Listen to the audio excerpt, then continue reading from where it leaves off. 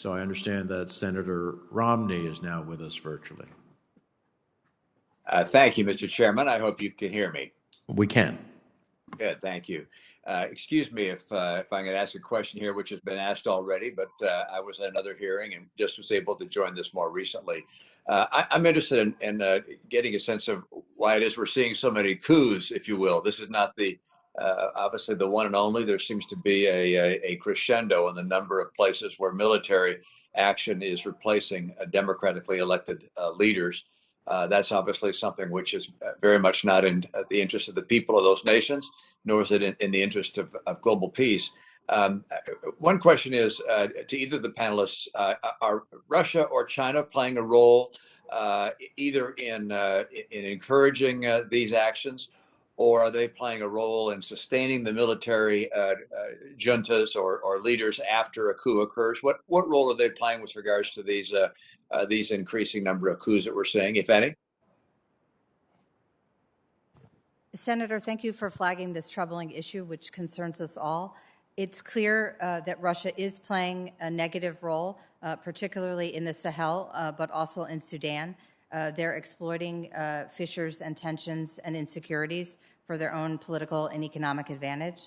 I think this issue could be helpfully discussed in another setting, but I do want to flag that they are a player of concern for us.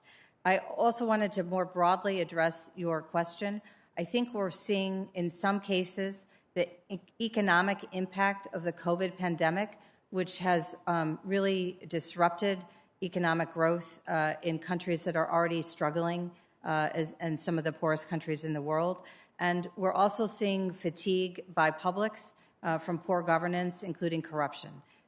As well as insecurity. So those are some of the factors that we're looking at as we try and assess the changing landscape in Africa and make sure we respond appropriately.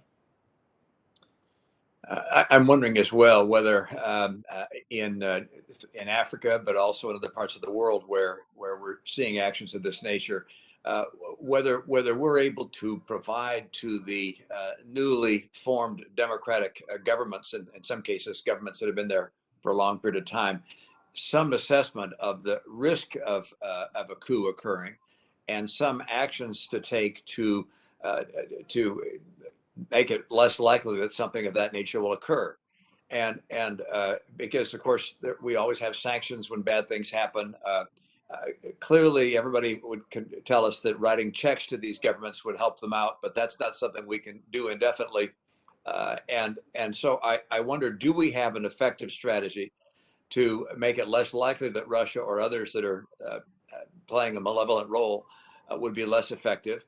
Do we have a strategy to encourage and strengthen nations such that they can withstand the inevitable draw of authoritarianism when a newly elected government is put in place? And again, for you, Assistant Secretary, or your colleague.